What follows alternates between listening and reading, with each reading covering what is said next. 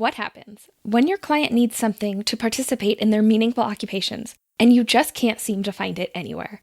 You create it, of course, and that's exactly what our guest today, Joseph DiFrancisco, did. With tons of experience working with clients of all ages, different diagnoses, and abilities, Joseph noticed that so many of them had difficulty simply putting on their shoes. This need, paired with his experience as an occupational therapist, led him to create Friendly Shoes. So let's take a walk through his entrepreneurial journey and learn how he created shoes for all abilities. If you're interested in occupational therapy, this is the place for you. This show aims to explore our profession by sharing who we are and what we do. Because for us, occupational therapy is more than just a job. Hi, I'm Sarah. Welcome to OT for Life. Hey, Joseph. Welcome to the show. Hey, Sarah. Thank you so much for having me. I am pumped for this discussion today. I'm so ready. I'm excited. And I just want to jump right into it.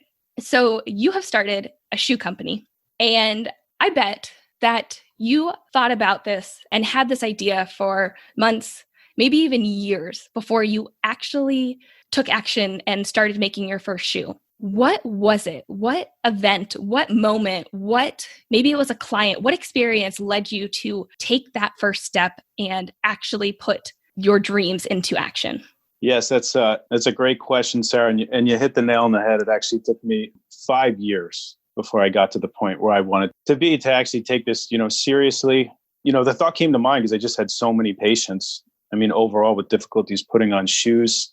In practice, I'm a bit of an ambitious guy, so I was working with skilled nursing facilities, so majority 65 plus, and then pediatrics, early intervention, birth to 3, simultaneously after hours. And shoes are really hard to put on. And, it was just frustrating. They're super important. I like shoes. I mean, I just want to look good. And, a lot of my patients at the time just were not having this opportunity to find these shoes that look good based on their inability to access or don the shoe. So, one patient that really sticks in my mind was he had a stroke, and he was an affluent guy over here in San Diego. And he was really frustrated. He was a military guy, and we kind of just got along. I grew up in athletics, so kind of that disciplined approach. And we were doing everything we could to help, and he just couldn't put his shoes on. And this frustrated him more than ever. Still being, a businessman, he wanted to put on, good-looking shoes, and he just couldn't do it. So one thing led to another, and I did the professional thing. I went to Home Depot. I bought a hacksaw door hinge and started cutting up all of my shoes within my home. So yes, my wife was a little upset that shoes or half sizes of shoes would intermittently disappear, but all for the cause. So after 5 years and working with this gentleman that sustained the stroke, in addition to other patients getting feedback, I finally developed the courage to come to market. And 5 years start to finish, but who's counting? Yeah, right. I feel like you just brought up a really good point about And I'm sure we see this a lot with our clients across the board, right? Like I work in early intervention. I love that you were saying you are doing that, but then also working with older adults and anywhere across the lifespan that we can get them to be meeting some of their big goals. But sometimes there are a lot of these underlying issues like being able to put your shoes on that limit that independence of them being able to carry out. They can do the end goal, being able to, go walk to do their laundry or be able to go for a run or whatever it is. But if they can't put their shoes on, it's still limiting the performance of them being able to successfully do that entire occupation independently. Yeah, 100%. It's an area I feel I didn't really get educated on it a lot. When the patients were having difficulties putting on the shoes, what would happen? Physical therapists would go help put the shoes on and then put them on their feet and just say, with their assistive device, they're modified independent. Unfortunately, if this patient's being discharged home without any caregiver support or family support, that's quite the conundrum. When I started to get into the research, there's a massive amount of research on there on something called fixation within the shoe. So slip-ons, right? The things that lose the ability to pull tension, the footwear devices. Yeah, your foot's going to slip around and you're going to be vulnerable for a fall. And someone with impaired balance, this could be catastrophic. And then you have these great shoes And there are some other adaptive shoes on the market, and this is an amazing thing, but they just don't look that good, within our opinion. So, tying that in, the ability to, transition to get through your ADL routine, put on your shoes, which are terribly difficult. They have sock aids to help you with the socks. The shoes we haven't until now really made anything that can be used by everyone. So it's nice to be able to provide people with the opportunity to be independent with that.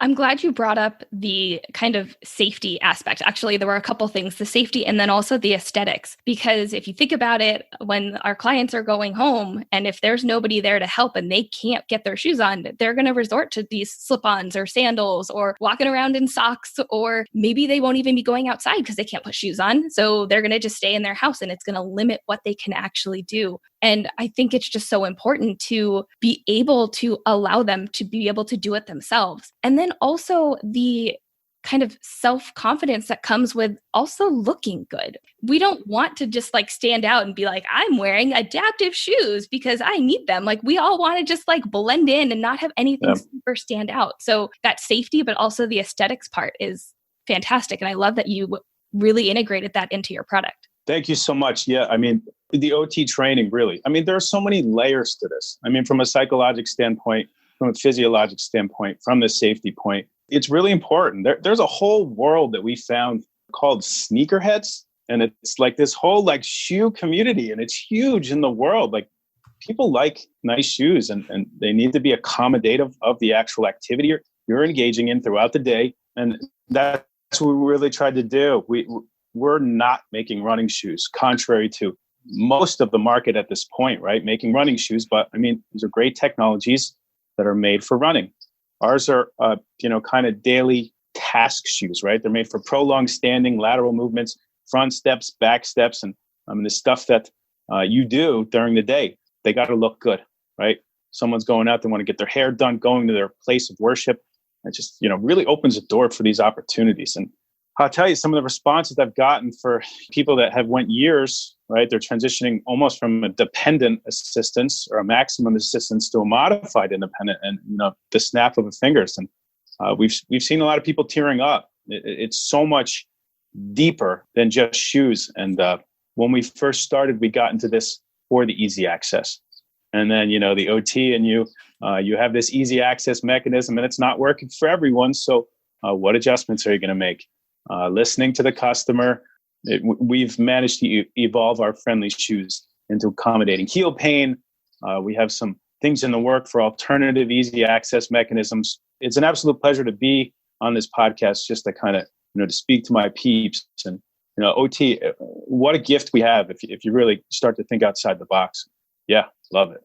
So I had never heard the term sneakerheads before. And when you first said it, I was like, wait, what? And then as soon as you explained it, I'm like, oh, I have friends and they totally fall into this category. I don't know the specific type or model, but I know it's it's a type of Nike shoe. They built an entire wall in their house, and it's just all of their shoes. And they have different color coordinations, and it's the exact same model. And they literally will go out looking for when the new one comes out, or new colors or new combinations. And when talking with them about it, it's such a meaningful occupation to them. I'm not really much of a shoe person, so I didn't connect or resonate on that level, but it was so fascinating to hear them talk and then to experience their wall of shoes. They live in Amsterdam. So I walked in and I was like, okay, I'd heard about this. You had told me about your shoes. I'd seen pictures, but it's literally this wall of shoes. So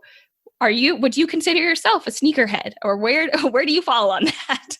Oh, there's a hashtag for that. I'm not like that type of sneakerhead.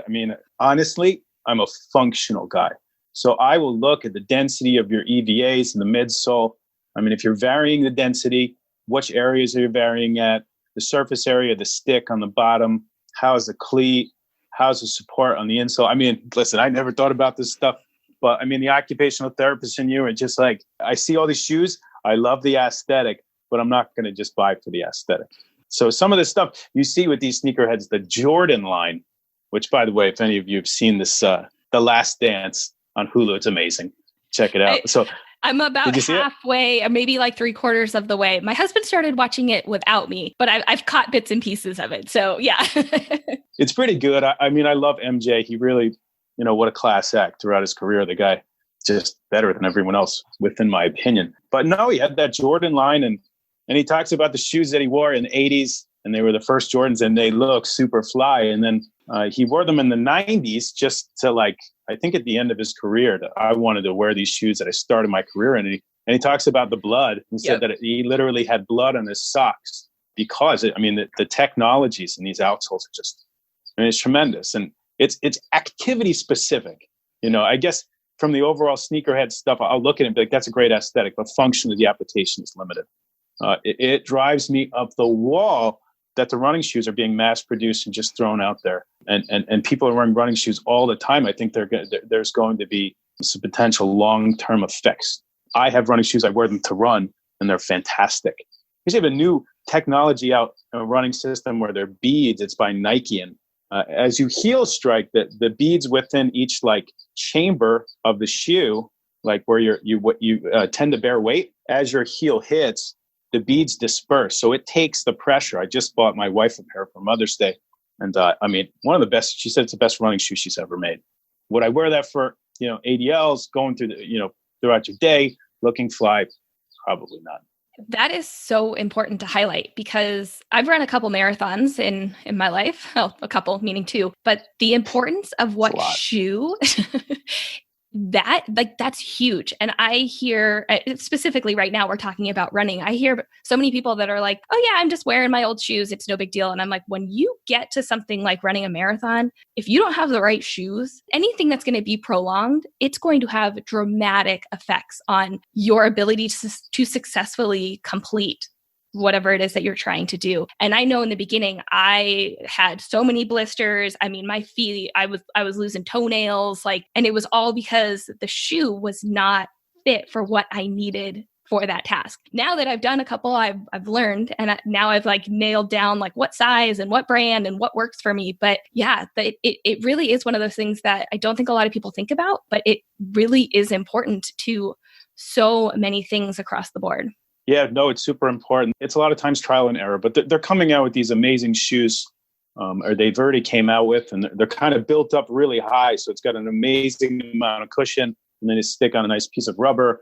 And this helps for people with foot pain. We all as OTs have to consider this. If you put a bunch of cushion underneath someone with balance impairment's feet, is that going to be the best for fall prevention or, keeping stability? It's great for foot pain. So, you're always it's always the pendulum swing. And that's where we always find ourselves with our initial friendly shoes. We went a modified barefoot, got a lot of feedback that we could add some more cushion. So we added cushion, but we made sure we didn't want to add too much because it's important to be cushiony, but you don't want to go too high because we've gotten a lot of feedback from customers that have said that our shoes have improved their balance because they're so used to just wearing the running shoes and having this cushion. What do you do when you want to challenge one of your patients' balance? You got that little blue mat, right? Everybody's got that somewhere in their rehab. And it's all right, let's put it on. Two of us for the first time.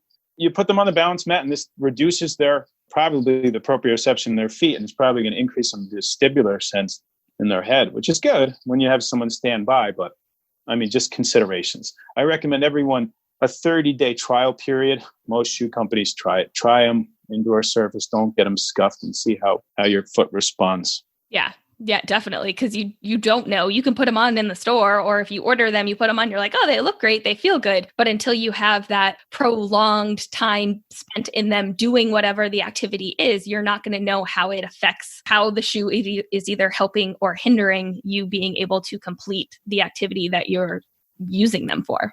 100%. Yeah. I think the other thing too that you mentioned a while back, I'm just going to kind of jump back to that. And it reminded me of my experience with some of the kiddos that I've had on my caseload, especially when we're talking about kiddos that have some sort of adaptive device. So like an AFO or something like that. And the parents are so excited. They have gone through all these fittings and they finally got the equipment that they need for their kid. And then they realize the shoes that they had been wearing don't work. Yeah. with the new equipment that they have. And now the parents are like, they come to me and they're like, do you have any recommendations on shoes? Like, what can we do? Because none of our shoes fit. We tried to just go up a size, but it still doesn't work. And it's also, so I think the accessibility that you were saying, being able to put them on, but then also being able to allow for any sort of adaptive equipment too, that people might need either in their shoes or on their legs, on their feet, something like that. Yeah, so we're in R&D with our kids, but I did practice once upon a time, and you're absolutely right. As a shoe professional, when I first started, it was the easy access, and then like that worked for a certain number of people, and then there are people with difficulties, so we made adjustments and making adjustments. One thing to consider when selecting, these shoes, which are essentially assistive devices, for these kiddos, you consider the length and you have to consider the width. So a lot of these kids' shoes aren't, they're just saying go up, because when you go increase in length, it is a little wider. You get a couple more mm's, circumference and width, but at what expense? So people have asked about competition, and we don't really see any competition. You have to address what the market is asking for, and these kids need shoes on wider lasts. And, with some of these bigger companies, if you're doing wider last, kind of, standard deviations outside of their sweet spot of, just sticking their publicly traded company full of cash, they're just not willing to do it. And Friendly is. So we are on top of this. We are looking at the wider last. So we should have, hopefully by the end of this year, a single width and a double width. And that's going to help AFOs and SMOs. Now, not every AFO, they all are different. For our listeners, if they're going to be recommending kicks for kids, take that circumference measure. Where are the widest points? Sometimes if the toe area is really wide, it's tough to even get the toe into the shoe. I mean, as we could all probably remember from our practice. So you have to keep these things in consideration. And accommodating AFOs, that's just, when we started, we went single width, double width with the adults, and we are just getting a massive amount of inquiry with individuals wanting good-looking shoes that could accommodate the AFOs. It's just not friendly if we say order something that's too big for you, because that's going to fit your width. No, we have to come out with wide shoes to accommodate this. And then it's just, that we have a whole new summer line coming in July with our new shoes. We're so excited. Alternative easy access mechanisms, and it's not going to work for everyone. So we'll continue to take feedback, continue to make the adjustments. This is the bold cause that we've signed up for. If we knew it was going to be this hard, would we have started? But we're not going to stop. It's just, as we were saying before, there's so many layers here. And I think we could all, argue that, you legitimately can be saving people's lives, or at least improving. Completely. I feel like you've touched on this so many times already, just how you started one way or had one kind of mindset, one thing that you were thinking that you would be addressing, and now how it really has just spiderwebbed and completely rippled out into all these other different ways, different things that you are going to start implementing in their shoes, or probably already even have started. And I think that is just like true OT spirit of like, that brain never turns off. And when you focus on one thing, all of a sudden you realize there's this whole other realm that you need to also consider. And I'm sure like you're even going to look back to where you are now and be like, oh my gosh, in 5 years, like, wow, how did we not see this? We needed to address this need. And it's constant evolution and like morphing to attempt to address the needs of everybody that you possibly can. Yeah, no, absolutely. It's absolutely OT, and there's a big kind of patient or customer base behind this. And, in the end, why'd you do it? Somebody told me I couldn't. We just have to have that mentality. Our saying is champions adapt. And, just a background to myself, how I got into OT is I had a learning disability. They love to throw letters after it, but they SLD, specific learning disability, where I just had difficulties with reading. I have a master's degree and I still can't read sometimes. It's an interesting thing. I have to take the information out of these dense paragraphs and handwrite them. It takes me forever to read. When I figured out the proprioception, the tactile kinesthetic learning that I was really good at, my grades really just went up tremendously. I remember back in the day, my guidance counselor told me to consider community college. And it's just one of those things that sticks to my mind, not to rip on a community college, because I did take classes there. I just was just like, nah, it's like, I'm just going to work harder. And, it's just one of those turning points in your life. So we're given certain things and perhaps not given others, but, identifying these strengths that you have and using them, and, identifying your weaknesses and trying to make them stronger if they are remediatable. That's kind of the friendly message. Overcoming obstacles. It's life. I love it. Yeah, that's so true to your brand, so true to OT, so true to life, like just everything. Even like the current time period right now, learning to adapt with what we are facing in this current climate. And, I absolutely love that. So I want to know, you had this concept and you're extremely passionate about it. And I know also being an entrepreneur, that passion has to be there because it's a lot of work. And you said it yourself, like if you would have known how much work, you might have thought about it. I 100%, I totally understand that. So you had this idea. Then how did you know like what to do? I know you said that you started ripping apart shoes and putting them back together and toying around with that, but like what were those next steps? How did you start to take action on actually making your shoes like turn into something? I'm kind of a big believer in trying to get a little better every day. I grew up wrestling in the Northeast. So one of our sayings, try to get 1% better. Don't try to do something unsustainable, but do something to get better. Learn a word, little things. So I just, like I said before, I ended up in Home Depot. I just kind of pulled the trigger. So motivational, people that I look up to. There's a guy named Jordan Peterson, who's a PhD psychologist. It's called Meaning Waves. I highly recommend on YouTube. And it just talks about, everyone in life has to sacrifice. You are blessed with the opportunity to choose your sacrifice. And just one day I woke up and, to be honest, I just did it. I went to Home Depot. I'm messing around. I'm doing it, going to work the next day or the next week and just silently doing the back end and bringing it out. And one thing led to another. That first step, just take it. It's just one of those things. Just do a Google search. That's your first step. Take your time. You need to be conservative. I will encourage everyone, if you want to reach out to me, to Sarah, if you're starting an entrepreneurial endeavor, you could really spend a lot of money really quickly and just, you think this and, you have to take these little baby steps and test. And then with the online stuff and Facebook and take a baby step and test. And do not be afraid to make mistakes. I can't even tell you how many mistakes I've made. It's just tremendous. I had such a difficult time in academia when I was a kid because of my reading difficulties. I'm just so used to making mistakes. It just, that's how you learn. So don't be afraid to make mistakes. And again, just take a step, just look it up, just like go do it and be reasonable, be rational. Like this thing took me, 5 years to even get to market. And I had to understand my limitations as I was taking these baby steps. And okay, I'm going to open a business. And you're like, I'm not a businessman at all. Like people are asking me, we had a couple like big companies hit us up and ask me about forecasting. And you're like, huh? What is financial forecasting? Yeah, it's sunny outside, right? Yeah. And then the answer, look it up on Google. So like we got asked and then you just sit there and you learn. And they always preach us in school that we are adult-directed learners.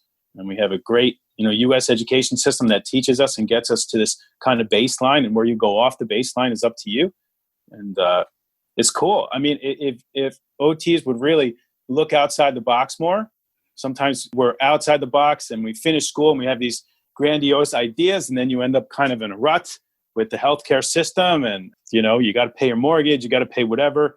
So you lose that creative piece. But if you can, try to keep it. This population of the silver tsunami of the 65 plus that is coming. You are going to see ADL difficulties. On a massive scale. We're just scratching the surface. By 2030, I think it's going to be 23 to 25% of the population. So what are y'all waiting for, man? Just do it. You guys are so smart. So much more. When I'm talking to shoe professionals, I'll get into my medical lingo, and it just, not to sound cocky, I feel more prepared than people that have had 15, 20 years in the shoe business. They have certain things that they identify. And from our OT background, we have certain things that we'll identify. People are putting magnets in shirts. People are putting alternative Velcro closures in shirts. Where's the deficit? What's not being addressed? If you could isolate that and figure it out, I bet you could solve it. You guys are well prepared. So much. You just said so much. Like everything, I'm like, yes. Oh, yeah, yes. Thank you.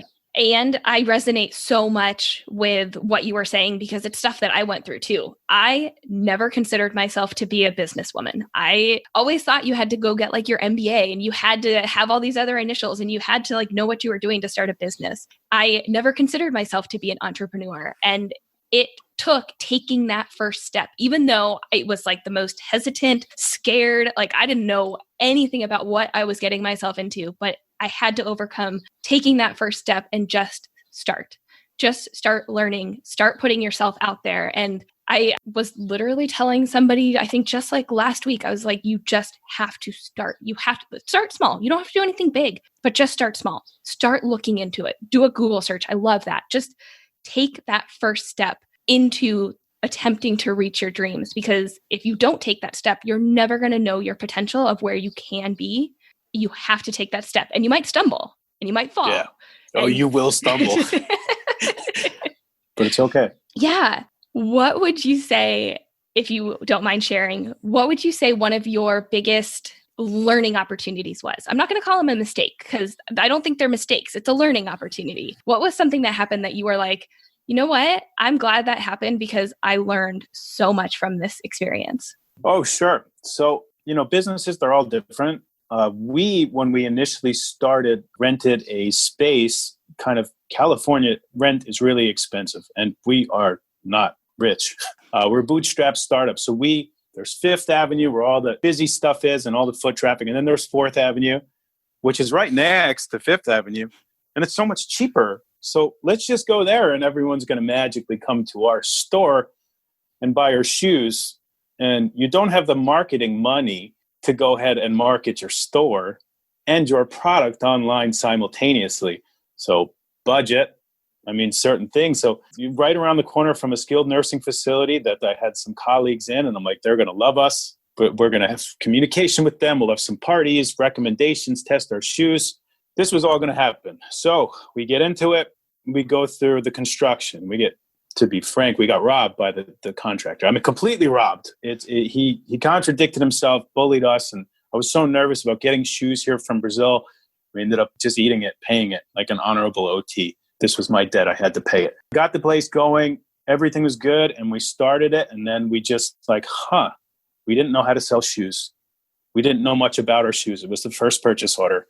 We're learning all this stuff. So the mistake was going and jumping to that quickly before taking these small steps that I recommend and testing. Guys, with the online you have now, if you get, and you're not going to know online, that's okay. Get someone who does. And, in this instance with the retail store, you're not going to know retail, get someone who does. And we did not effectively do that. So we had a 1-year lease on the place. I begged the owner, and listen, he almost put in 2 years on the lease. So we begged the owner, please let us out. We had made improvements in his place. He was from New Jersey, luckily, where I'm from, not far from my hometown. So he basically let us go a couple months early. So that was a learning experience. I just left money that I could have been putting on shoes, different technologies, some type of marketing on social medias. I had to leave it there. It was, just a real shot to the old ego. Kept me up for, night after night. But moral of the story, what is an OT doing starting a retail store?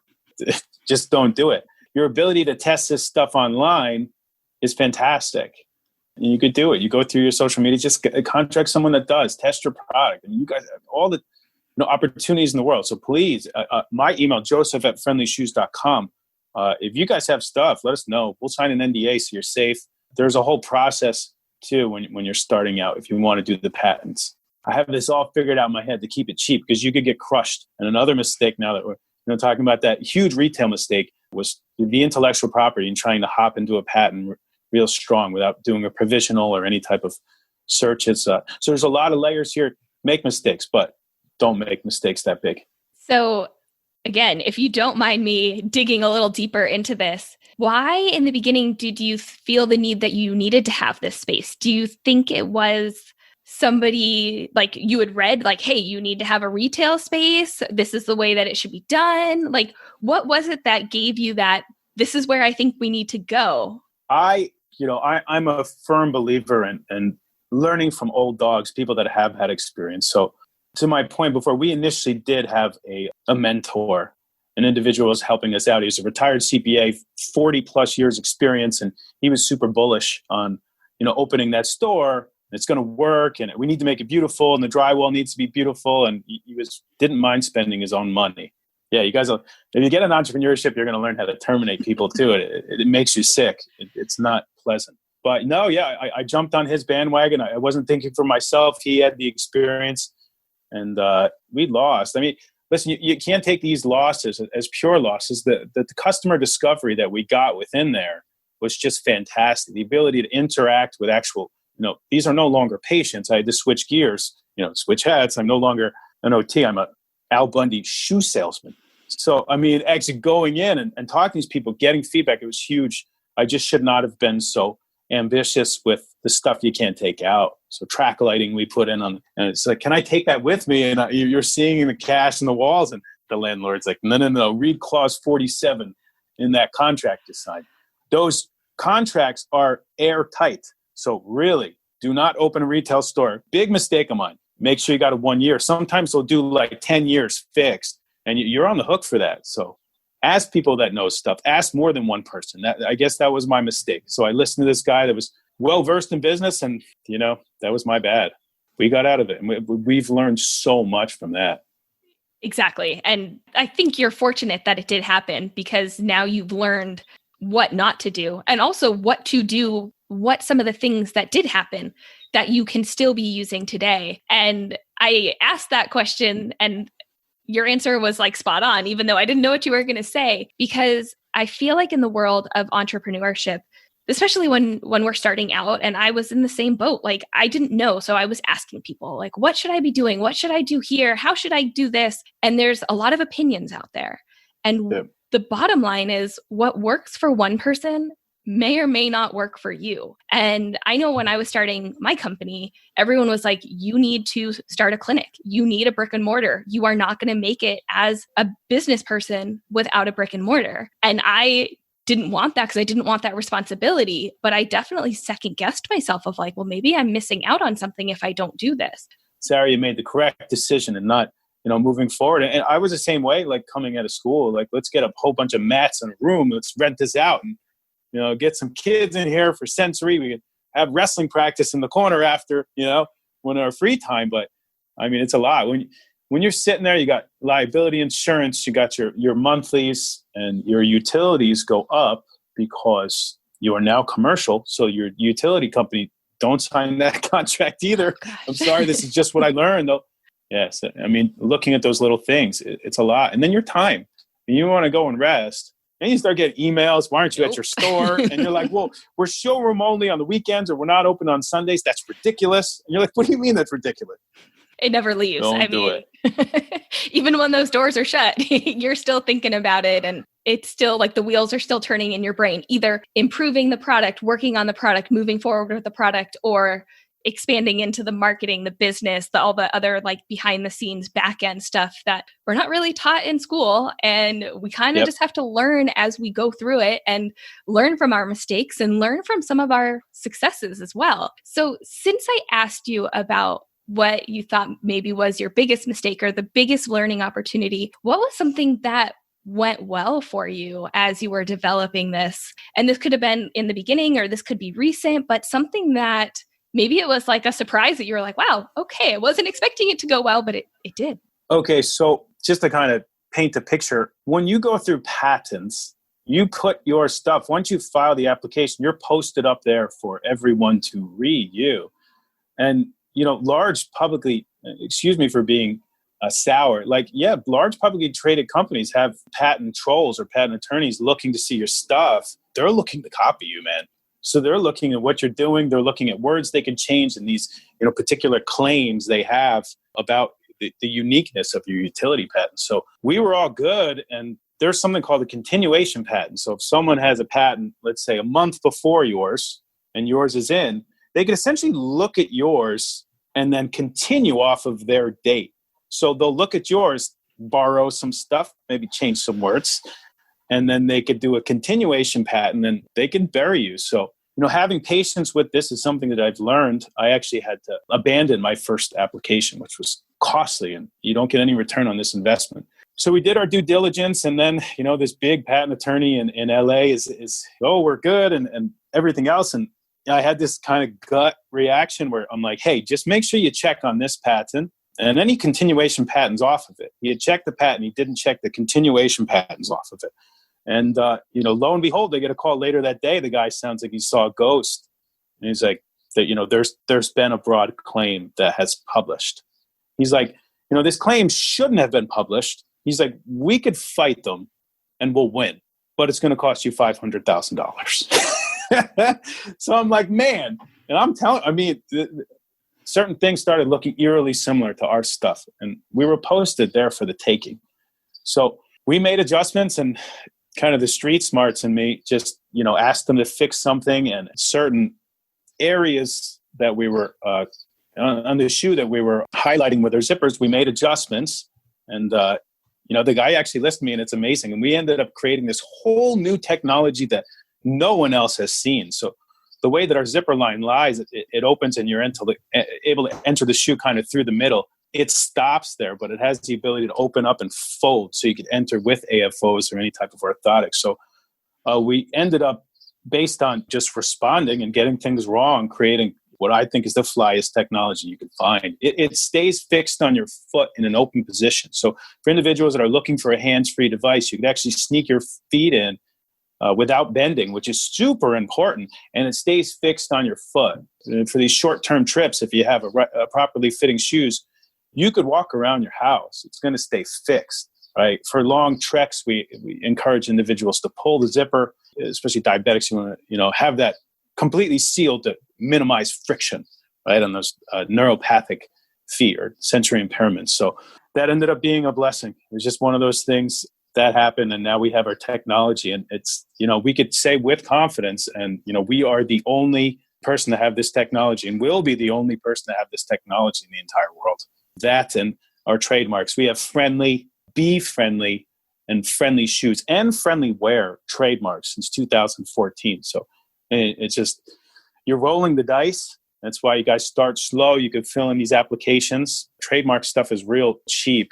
It just takes a long time. So we rolled the dice, and then I got the trademark application, and we since got a design patent that has completed, and you're just like looking at it, and it's rolling the dice, man. But we have friendly on t-shirts or be friendly, which is like, I love it. So awesome.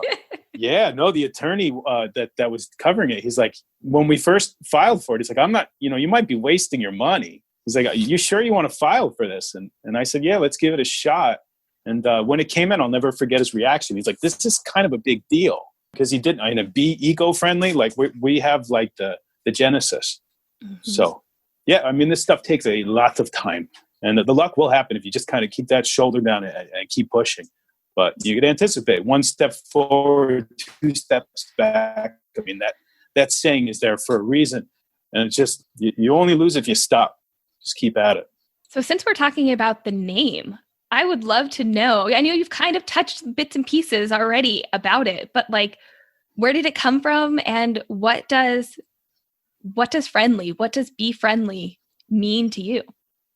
I can't really recall. It was such a long time ago how I ended up with the friendly. It's kind of enlightening with simultaneous logic, because I think we were looking at a couple other things that didn't work out. But yeah, we could not have picked a better name. It's friendly, like you're helping somebody out. Our whole logo is kind of it's like a hand on top of a hand. So you're helping somebody up. Like kind of, we rise by helping others. Mm-hmm. To a certain extent.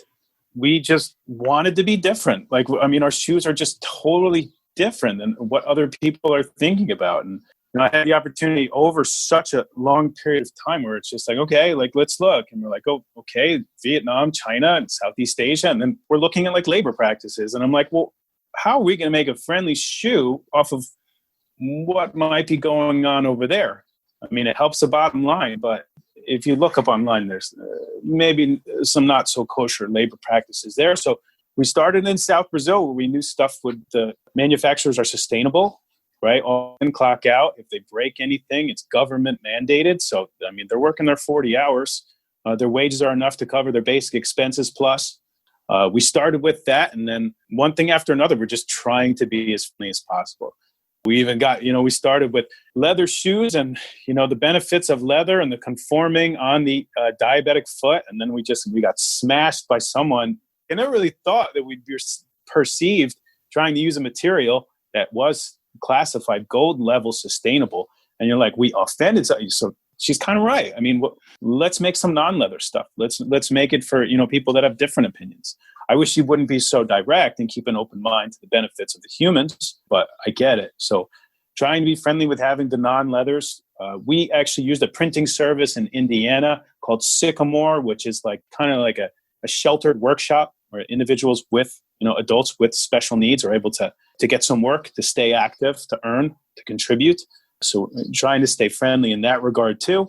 Just always trying to do the right thing. And when we don't, acknowledging it, getting feedback from people and adjusting it and making it right. So that's going to be the friendly difference. We're not going to go to Southeast Asia. We're going to stay within our comfortable labor practices. And so far, so good. I met two individuals. As I said, I walked into the friendly stuff not being a businessman, but I met Ryan and Edwin. Ryan is a recovering attorney.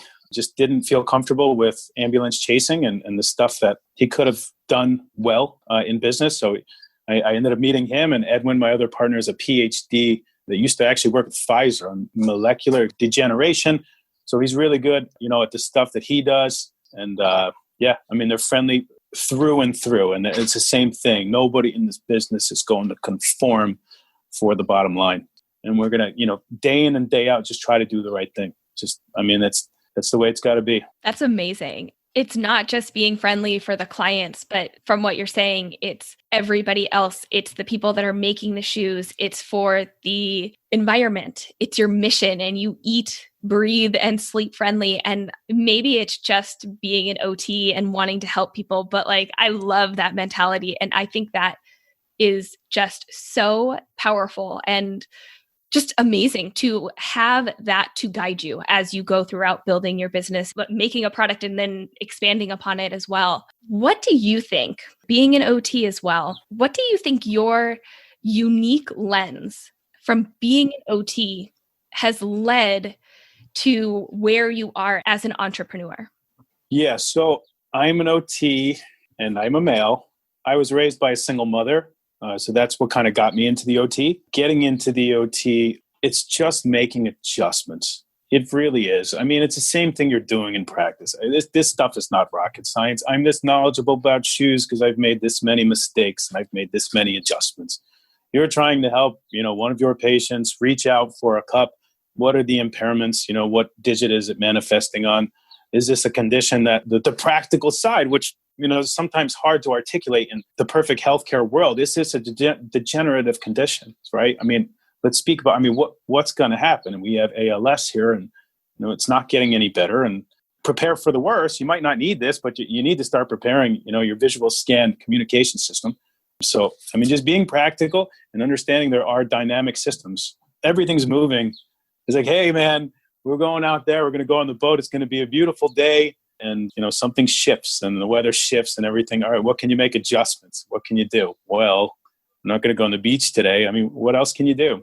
That's the most important thing. OTs, it's just the ability to make adjustments day in and day out and just to have that hunger. It is finding something meaningful and really pushing it. And, the business side is amazing, friendly, but it really is that driving force. When you get someone and they're telling you to change your life, because the ups and downs of entrepreneurship, right? You're sending shoes out through the internet and you're sending it to a brace. Some people aren't that well savvy with being able to measure the circumference measures that we ask for. You send it out and you have this great week, and then the next week, a couple of shoes come back because the circumference wasn't wide enough and we've sold out of wide. So you just have to make adjustments. Well, maybe we should have wider shoes. Maybe we should do a better job of educating these people that might not be as technologically advanced as we are in regards to how to measure this. It's always evolving. It's a lot of fun. I think that's why we as occupational therapy practitioners are so amazing and so poised to be really good entrepreneurs, is because we do have that mindset and we have that ability to make accommodations, to adjust, to change and move forward and not just get stuck. Like we do it so well for our clients. And I think that that is such an important skill to have as a business owner, either somebody that has started a practice, maybe it's a clinical like treatment practice, or maybe it's a product like shoes or anything like that, being able to navigate changes and weather the storm and come out stronger. That's it right there. That's what's going to set any entrepreneur, any OT entrepreneur apart from somebody that does not have that way of thinking and does not have that mindset. Yeah, 100%. Don't be perfect. It's just not going to happen. You're going to be the nicest. I mean, just in practice, you're walking in, this patient has a degenerative condition, and hi, Mrs. Stevenson, how's your day? And, you know, she's a little low because she's going through some psychology stuff. You get smashed with words and, oh my gosh, you're like, I can't believe, but like, man, let me think about this. And you make these adjustments. How can I get to you now? You are not, we were supposed to push real hard with your therapy today. And unfortunately, just you didn't wake up on the right side of the bed. So how can we get the best out of this? And talk to them. Listen, you're never going to be perfect in a business world. I don't think you want to be perfect either. I mean, because that means that for me, that means you're stagnant. That's like, hey, I've reached this level. I'm good. I don't have to do anything else. And it really is just this constant evolving. And yes, you're going to have your mission that's going to be guiding you, but there are going to be things that pop up that you didn't know when you first started, or you didn't know when you were 3 years in, or you didn't know when you were 5 years in, 10 years in, and just being able to continue to grow. That's it. 100%. I'm going to reference this guy again if you all get an opportunity. Jordan Peterson. He's fantastic. He's all about free speech, but he talks about the chess player, the high-level chess player going into like bantam tournaments and just like dominating the competition and winning every day. He's like, congratulations. And he goes, you're a dimwit. And like, it's just like, I mean, you need to be at a place where you're losing, where you're not challenging yourself. And if you're a sore loser, identify and fix that. It's just the way it works. Don't get stuck in the rut. This is what I did as a kind of a workaholic initial OT, where I just got stuck in skilled nursing all the time and going and looking at these rugs and how many minutes do I get to see it. And then I literally started losing some of these creative juices that I had as this ambitious young kid that had finished school, and I got to move across the country from Jersey. It's just, don't get stuck in a rut. And you probably will, but you got to change it up. And that's the awesome part about OT, Sarah, is your ability to jump from different populations. I mean, that is too. I mean, if you don't want to go the entrepreneurship route, which I do not recommend for everyone, it is that difficult going and switching it up. Let me just I've done schools, I've done early intervention, I've done outpatient, I've done SNF, I've done ALFs, home health. Home health, that's where I ended up at the end. And home health is nice. You essentially run your own business there, and you meet for the week or biweekly meeting, and then you're on your own. So you need to determine, like, does this dude opening the door have a shotgun behind there? And if you do, I had a guy pull a sword out once, and it was a learning experience. And you just got to think on your feet. And like, he pulls out the sword, and this guy, I mean, I'm a pretty strong guy once upon a time. This guy's neck is huge, and he's real strong. Pulls out a sword, and I look at him, and his back is to the door. My back there's no exit. And I'm like, like, this is a terrible scenario. I put myself in, but listen, I made the mistake and never happened again. I had another friend physical therapist, someone pulled a gun out of, but I mean, that's kind of get your entrepreneur juices out on the home health. You show up that day and it's just like, what is happening here? Mm-hmm. Called 911 a couple of times. I had a pit bull run into the house once, and the guy walk in, he's bleeding out his head, and the pit bull starts circling me, growling me. Like, the door was open, so I just kind of, hey, Mr. Davidson, and whatever his name was, and walked in, and the dog was behind me outside, and then the dog came in, and I'm like, oh my God. And he's circling me and growling, and he managed to, I got free, called 911, and you got to sit there, and you just, and then the firemen got there, and they're like, there's a huge pit bull in there, dude. I'm not going in there. you're like, thanks a lot, buddy. But yeah, no, thinking on your feet. That's why OTs are awesome. So I have so many stories. Like that could be like a whole nother podcast about home health stories. I have had the cops called because a fight broke out. And I'm literally sitting there like, where's my exit? All right. Like if this goes down, I'm grabbing the kid, I'm taking off that way. Like I had this whole like exit strategy in my head. I totally get it.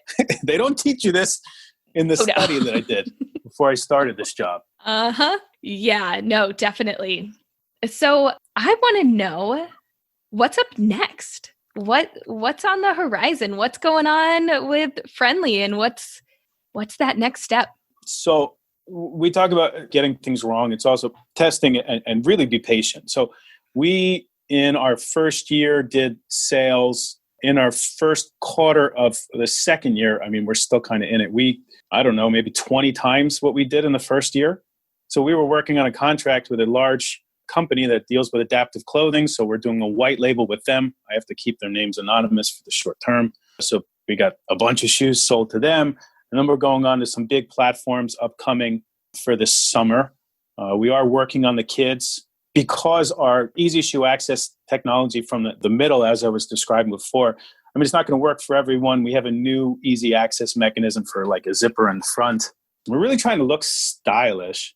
We're messing with the pull tab. So we built this up for the ability to accommodate between your fingers for grossly grasping.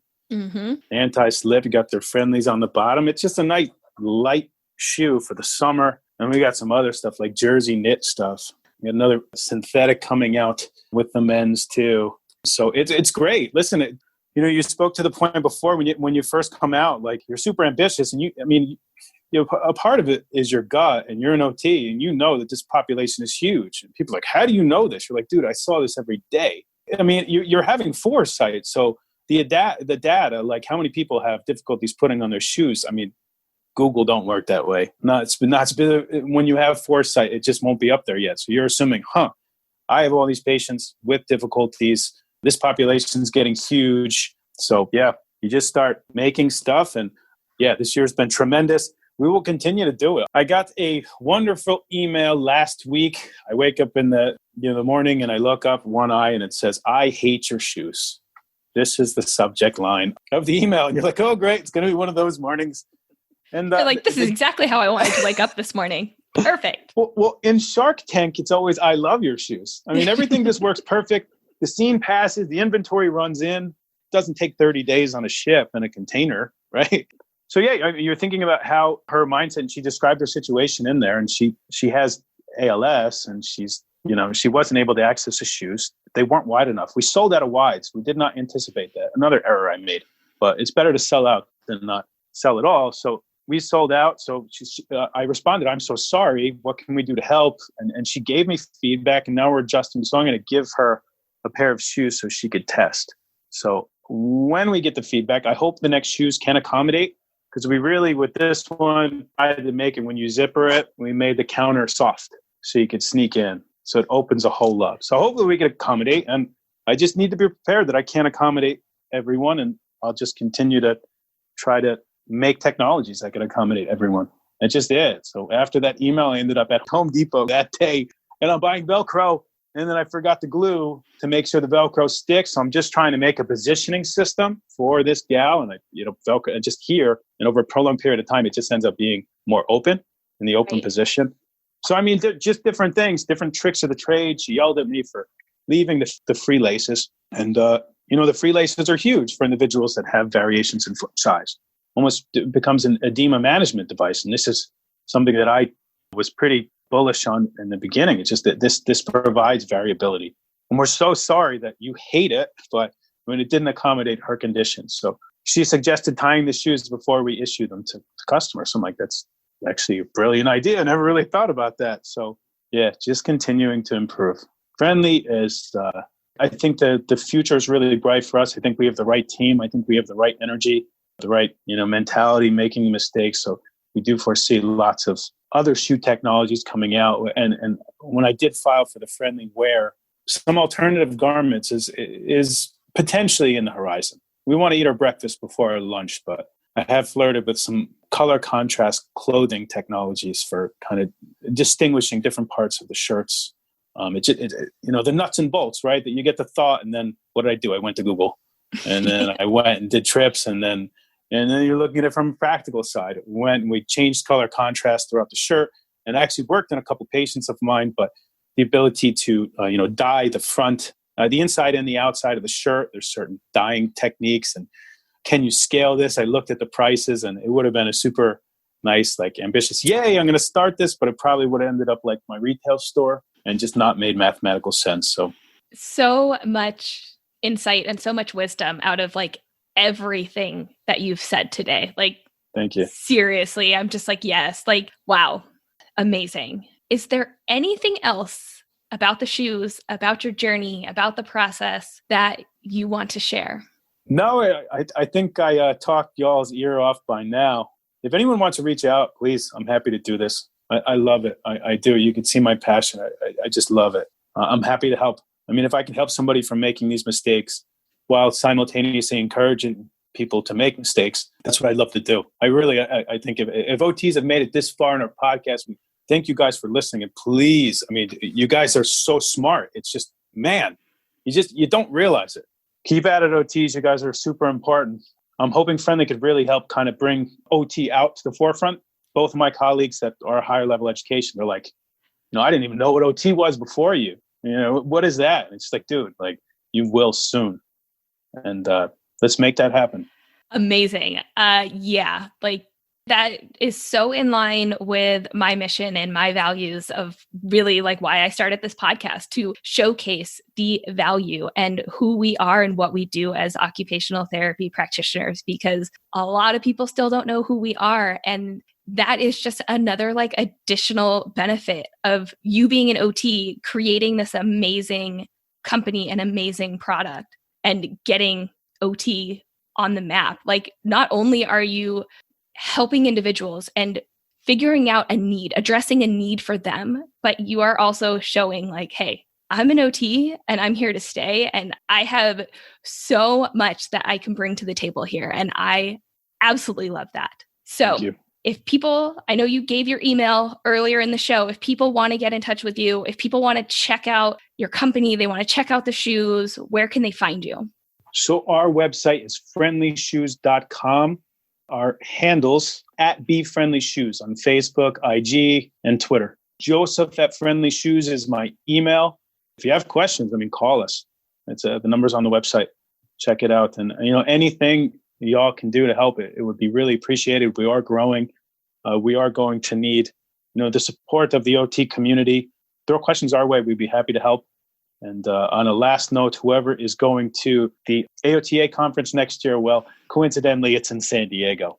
San Diego loves two things, tacos and tequila. So we will be throwing a rager. If anyone has ideas on how to get this going, let me know. Because we want to throw an awesome OT party. We're going to have the opportunity. Corona, cross our fingers, going to be good. We missed Boston. We're ready to go. And let me know if I could help you all start your journey. Just do it. Amazing. Absolutely amazing. I will make sure I'll link to all of your contact information in the show notes. So if anybody does want to reach out or see what you're up to, it will all be there. I have one last question for you, Joseph. Sure. One word. We've been doing a lot of talking here, and we could talk for hours and hours and hours about any one of the things that we talked about today.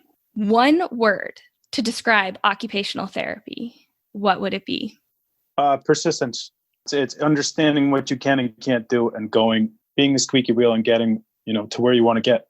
And that's it. This kind of, starts with our patients, and this, is a mentality we need to have, just persistence. It's working with kids and working with the autism population. I did have my experience with that, understood that I was not very patient. And unfortunately, I need to see goals faster. I guess a generalization of a male. I couldn't see it, but that persistence, the gals that are able to sit down and go for those little mini goals, and then the regression, and then the establishment, right, of new goals. So one step forward, two steps back, that persistence, man. It's really what makes you. It's important. And intelligence will get you so far and you're going to hit your ceiling, but without persistence, without being hungry, without that 1% or so improvement every day, stay persistent, stay hungry. I love that. I love so much of what you've said today, and it is extremely powerful for anybody that is an OT entrepreneur out there already, or anybody that's considering, or just for everybody working with our clients, any practitioners. So much of what you said is So relatable. So it just resonates with me. Thank you. Thank you from the bottom of my heart, coming on the show, sharing your passion, sharing your journey, and sharing this awesome vision that you have created. And I cannot wait to see where Friendly goes in the future. Thank you so much for having me, Sarah. It's awesome. Thank you guys for listening, really. Hey, before you go, if you want to purchase your own pair of Friendly shoes, Joseph was gracious enough to give us our own promo code for all the Lifers. Just use the code OTRULES at checkout for 25% off your order. Once again, the code is OTRULES. Thanks for listening to today's episode. If you like what you hear, here are 3 easy ways you can help support the show. 1. Head over to otforlife.com to find out more about any resources discussed on the show. Remember, that's OT4LYFE.com. 2. Share the podcast with a friend, colleague, or anyone interested in occupational therapy. 3. Subscribe to the show on your favorite podcast player so you don't miss out on any upcoming episodes. And while you're there, be sure to leave a review saying how much you love the show. Thanks again. I'll catch you next time, OT for Lifers.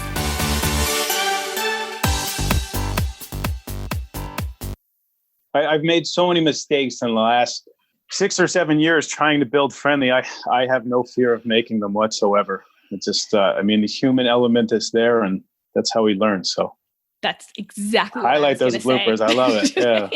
Yeah. And so that's why I wanted to ask, like, what was it that you found out? Or I guess, what was it that you thought, no, hold on, where am I going with this? See, I told you I'd be the first one to make a mistake. I get like so many things in my brain and then I can't formulate my thoughts here. Such an OT. Oh my gosh. Yeah. So let me see if I can talk myself back into where my brain was going here. Make mistakes. Don't go in a brick and mortar. It was Don't go in a brick and mortar. Oh my goodness gracious. Don't do it.